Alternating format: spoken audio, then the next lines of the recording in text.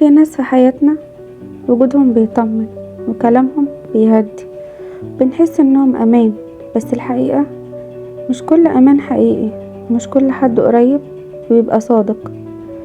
القصة اللي هحكيها النهاردة هي قصة بنت. ممكن تكون القصة دي حصلت مع اي حد منكم من غير ما ياخد باله. ليلى كانت بنت عادية جدا، هي ما كانتش ساذجة بس قلبها كان نضيف. كانت دايما بتقول انا بحب اوضح كل حاجة وما بحبش اللف والدوران. في حياتها كان في شخص مش مجرد حبيب، لا ده كان صاحب، كان اخ، كان كل حاجة في حياتها.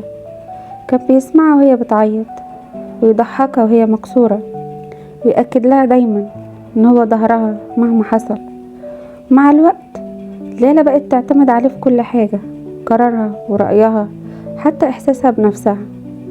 لما كانت بتزعل من حد كان اول واحد تكلمه، لما كانت بتشك في نفسها هو اللي يقنعها انها كفاية. حتى لما الناس تحذرها تقولها خلي بالك القرب الزيادة مش دايما امان، كانت بترد كل ثقة انتوا ما تعرفوش هو قد ايه طيب.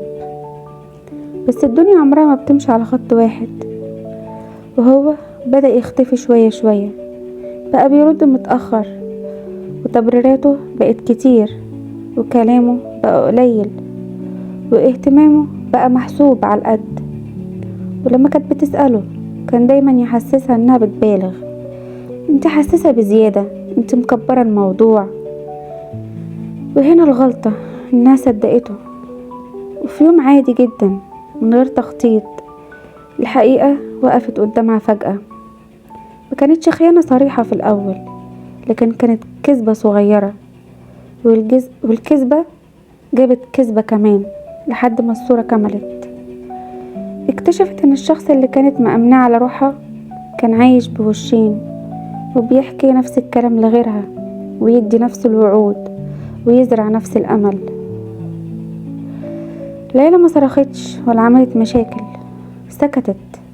بس السكوت كان تقيل قوي، مش لأنها كانت ضعيفة، لكن لأنها كانت بتستوعب ازاي شخص قريب أمنته عن حياتها وعلى نفسها وعلى كل حاجة في دنيتها، وعرف كل نقطة ضعف فيها واستخدمها ضدها.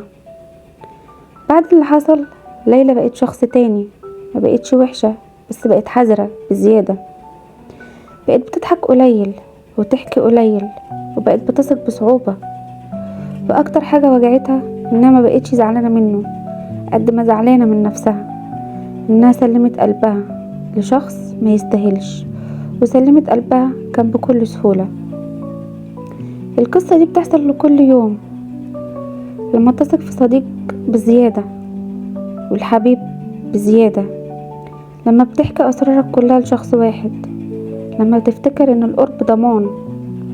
الثقة عمرها ما كانت غلطة، بس الغلطة اننا بنديها للناس ما بتستحقهاش. ليلى اتعلمت ما تقفلش قلبها، لكن تحميه وما تفتحوش في اي وقت. وتعلمت ان مش كل حد يسمعك يبقى بيحبك، ومش كل حد يطمنك بيبقى صادق. واهم حاجة انك لو خسرت شخص بسبب الحقيقة فانت ما خسرتش حاجة. لو القصة دي لمستك اعرف انك مش لوحدك، ولو حابب تسمع قصص اكتر بتشبه حياتنا ومواقفنا اشترك في القناة وفعل الجرس. وسؤالي ليكم، ايه اصعب حاجة في الثقة، انك تديها ولا انك تسحبها بعد الخذلان؟ مستنية رأيكم في التعليقات.